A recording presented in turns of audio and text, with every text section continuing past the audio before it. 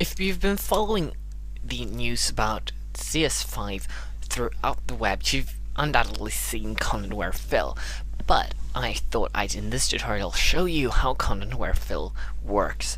Again, if you watched it before, then this is a refresher. If not, you're going to see a really cool tool that's brand new in CS5. So in CS4 we got content-aware scale, and I used this very photo from my stock photo to demo this. And in last year then, or 18 months ago when CS4 shipped, I used this image to extend it without affecting the girl sitting here. This time I'm not going to be so kind, I'm going to remove her.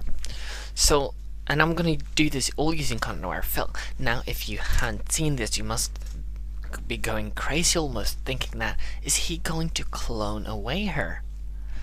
Fear not, I'm not going to clone away her, because that would be a very big job to do. I'm going to let Photoshop do some magic here, which is, of course, related to cloning. I'm going to grab my Lasso Tool here, and I'm going to make a loose selection around her. I'm going to try to be a bit precise in that I don't get too much extra material. I've made a loose selection. Then I'm going to go to Edit, and I'm going to come down to Fill. And the default option here is no longer foreground background, it's content-aware. And I click OK, and I'm going to see what it does. I'm going to deselect the selection, and as you see, it's removed her. Now, there is a bit of tweaking to be done, I'm not saying that, but this is a great starting point. We've just removed her with just a click, just a loose selection with the Lasso Tool, and then just a click and we get this result.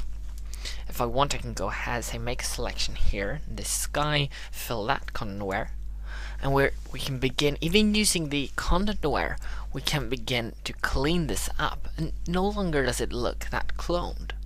Of course, you will notice, especially if you zoom in a bit, you'll see that these are repeated many times over, and we're getting a bit of repeat in most places here, but this is a great start.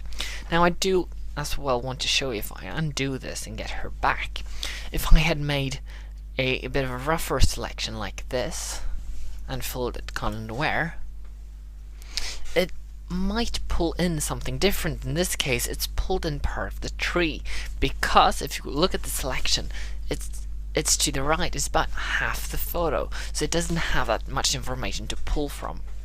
So what you want to do then is, of course, try the content-aware at cleaning this up, and trying to be the more precise you can be in your selection from the beginning, or the closer to the object your selection will be, the more likely it is that you're going to get a good result out of content-aware fill.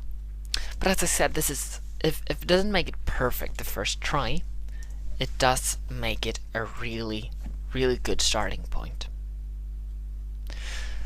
I just wanted to show you content-aware fill today. Look out for all the other themed CS5 tutorials that will be posting now that you also have CS5.